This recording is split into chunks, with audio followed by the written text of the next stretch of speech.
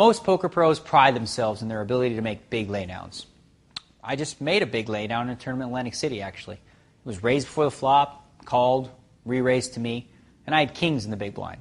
Now, I wasn't about to mess around with the hand, so I decided to just re-raise again. Well, the first two players folded, but the last player went all in. It was like, oh no, I thought. Does this guy really have a pair of aces? After giving it some serious thought, I finally decided to fold the second best possible hand before the flop. Now, that is a big laydown, right? Was I right? Well, unfortunately, the player showed me his hand, and I saw that he had pocket queens. So much for my big laydown. I outsmarted myself and missed out on an opportunity to double my money as a 4-to-1 favorite. Therein lies the problem with these big laydowns. When you're wrong, it is a statistical nightmare. Having said that, if you never fold the best hand, then you're probably calling too much. You want to try and avoid paying off bets where it doesn't look good for you, but sometimes your hand is just too strong to fold. For example, let's say you're playing limit hold'em and started with king 10 of hearts. The final board reads jack of hearts, 6 of hearts, 9 of hearts, and a deuce 7, giving you the second nut flush. Only the ace high flush could beat you. Well, obviously your hand is strong enough to bet on the river, but what will you do if someone raises you?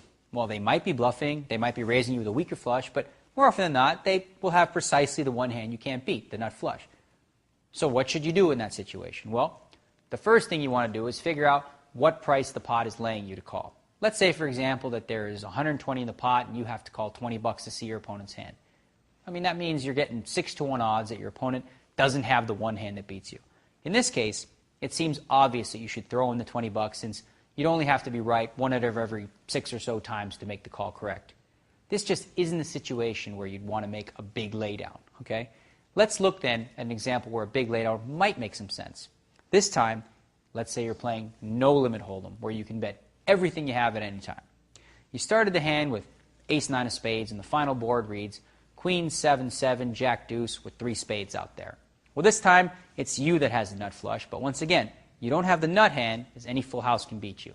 In this example, let's say you're up against a very conservative player, and you decide to bet the size of the pot, well, 30 bucks. That leaves you with 250 more left in front of you.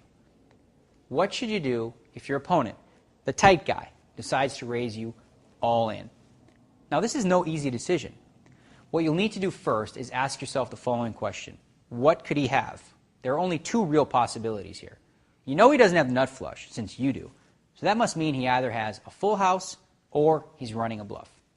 The next thing you need to do, as in the other example, is to count the size of the pot and figure out what your pot odds are. Well, there was 90 bucks in the pot, plus an additional 250 that your opponent has raised you.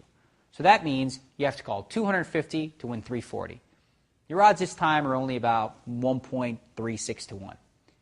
The next and final step is to figure out how often you need your opponent to be bluffing to make your call correct.